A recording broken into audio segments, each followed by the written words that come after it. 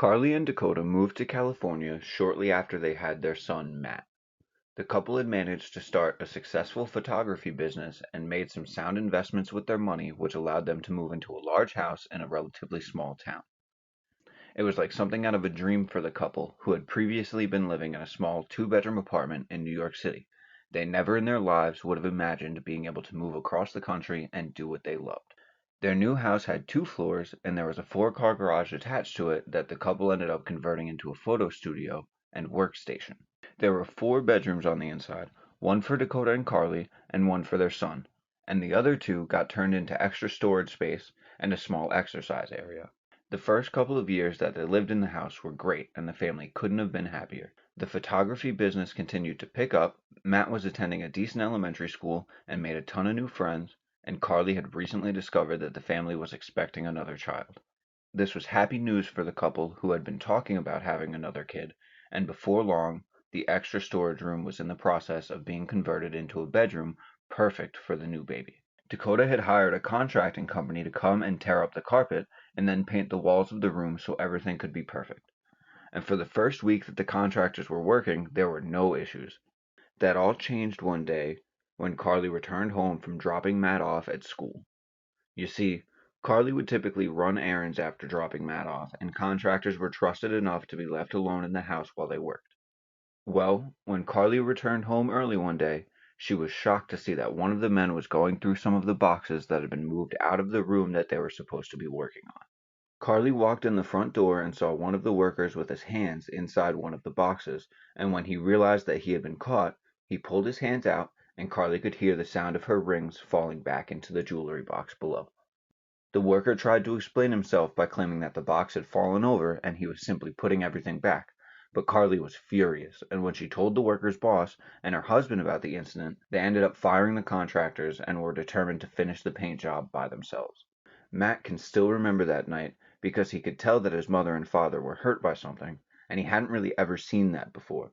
When he asked them what happened, they explained to him that there are a lot of really nice people in the world, but sadly, there are some people who want to take from you and lie to you as well, and that when this happens, it can hurt someone more than they expect it to.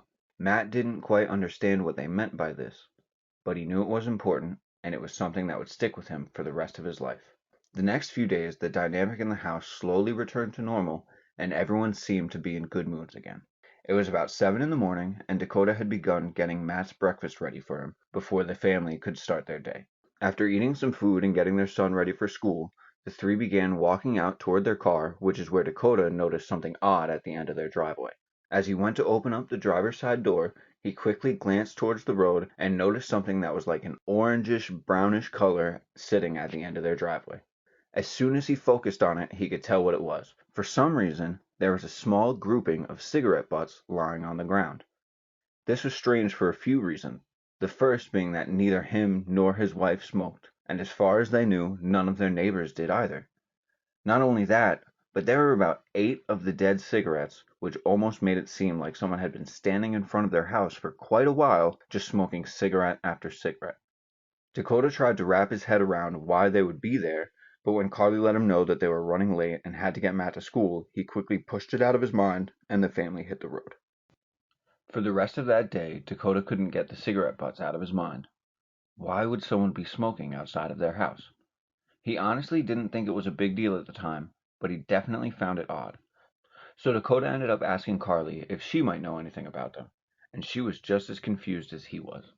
But after discussing it for a bit, the 2 figured that it was likely one of the neighbors' kids sneaking out at night to smoke, and as long as they kept their doors locked at night, it'd be nothing to worry about. That night, the family had a nice dinner and talked to Matt about his day at school. Matt would tell them some of the things he learned, and then he actually notified his parents about a birthday party that one of his little friends was having in a few weeks and asked if he could go. Dakota and Carly said of course, and even mentioned reaching out to the parent of Matt's friend to see if they needed any help setting up the party. Following dinner, the family watched a few episodes of the Mighty Morphin Power Rangers, which was a bit outdated, but Matt loved the new Power Rangers show, and Dakota wanted to show him how it all started. Matt would remember that as a really fun evening, at least before bedtime.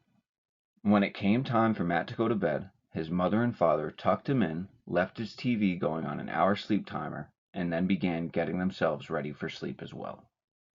It was around an hour and a half after they'd put their son to bed when Dakota and Carly went into their room, and around 11 at night, everyone in the house was asleep. However, shortly after midnight, Matt was woken up by a loud slamming sound. He shot up from his bed in a panic and began looking around. Being so young, his imagination began running wild. To Matt, literally anything could have made that noise. That was when he heard another noise coming from downstairs. This time, it sounded like something was moving around out on the front porch, and Matt could swear he heard the sound of whispering.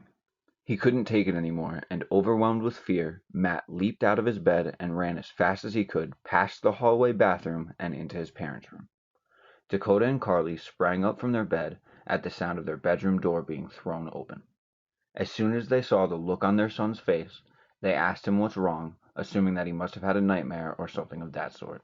But before Matt could respond to his parents by letting him know that he heard something outside, everyone in the bedroom was silenced by the sound of the sliding glass door that's connected to the kitchen downstairs sliding open. Carly asked her husband if it was the door, and before responding, he quietly got up from the bed, walked across the room, and softly closed the door. He looked back to his wife, who was now holding their son close, with tears beginning to pool in the corner of her eyes. "I need you and Matt to hide," Dakota began to say before being cut off by the sound of footsteps that began coming from the downstairs living room. He pointed over to what looked like a small cabinet that was built into the wall of their bedroom, and Carly knew exactly what to do.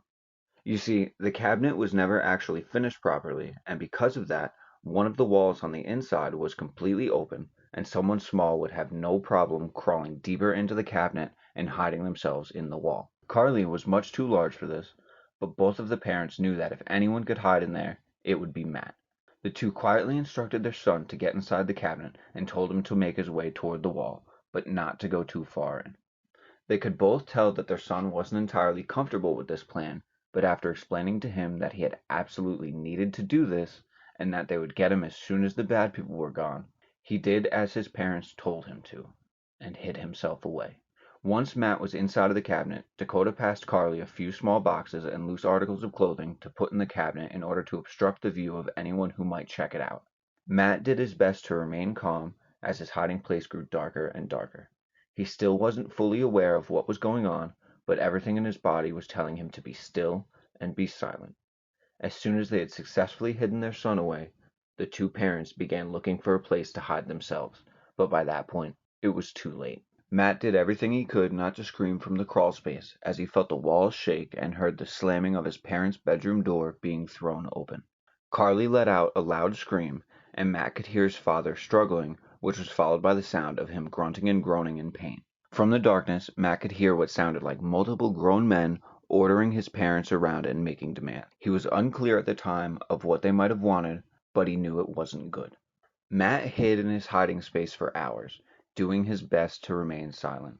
He thought he had been discovered when light began to creep through the pile of clothes and boxes that hid him behind the opening in the wall. One of the men had opened the cabinet for a moment, but luckily for Matt, didn't look around too hard. The next couple of hours were filled with what Matt would describe as a lot of yelling and loud noises. But he would tell the authorities that it was the silence that really scared him. After a while, his house became quiet, and from his hiding space, he heard the sound of the sliding glass door closing, which was followed by a familiar slamming noise. He waited for what felt like forever, hoping that one of his parents would come into the room and pull him out of the cabinet. But when no one came, he made one of the hardest decisions of his very young life. Matt slowly pushed the boxes and clothing out of the way as he made his way out of the cabinet. The night the police received a call from Dakota and Carly's neighbors about the home invasion, apparently, Matt had shown up on their doorstep, and after describing to them what he had seen, they knew they had to get the police over there as soon as possible. When the police arrived to Carly and Dakota's house, they saw that the front door had been left open, likely from when Matt walked over to his neighbor's house to get help, and when they walked inside, they were all horrified at the amount of blood that had been strewn across the walls and had pooled in the floor of the living room around Dakota and Carly's lifeless bodies. The authorities could tell right away that both homeowners had multiple lacerations and stab wounds all over their upper bodies. And almost all at once, they all came to realize that Matt, Dakota and Carly's 6-year-old son, would have had not only to see, but also walk by the same horror show that they had just walked in on. After taking all the time that he needed, and being in the comfort of his grandparents, Matt explained what happened that night from his perspective, and a detail that the police really held on to was the slamming noise that woke Matt up, and the noise that he heard after whoever killed his parents had left his house.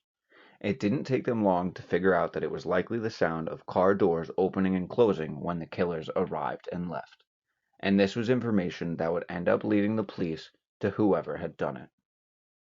You see, the neighborhood that Dakota and Carly had moved to was covered with traffic cameras and security cameras on people's houses.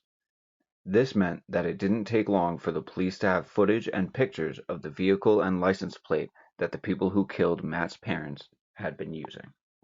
This led the authorities to the home of two of the contractors that had been hired by the family, and once they were in police custody, it all came spilling out. It would turn out that there were a total of 4 people involved in the break-in and the double homicide, all 4 of which worked for Dakota and Carly. After walking in on the worker rummaging through their jewelry, the contractors were upset with being fired and decided that the family would make an easy target for an easy break-in, especially since they had gotten a glimpse at the jewelry box. The workers knew that there was money to be had and something to be stolen. And when they were asked about Matt, one of the killers would say that he was told by Dakota that Matt was staying at his aunt's house for the week. They were all shocked to find out that Matt was actually in the house with them that night, and one of the biggest reasons that the police were able to catch the men so quickly. It wasn't long before all 4 men were in custody and facing trial. As for Matt, he was sent to live with his grandparents, whom have done their best to help him through what can only be described as the worst of times.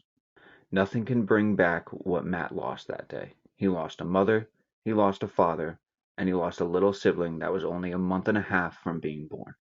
He was happy to see that all 4 men received life sentences, and he and his grandparents make sure to visit his parents' graves whenever Matt requests it.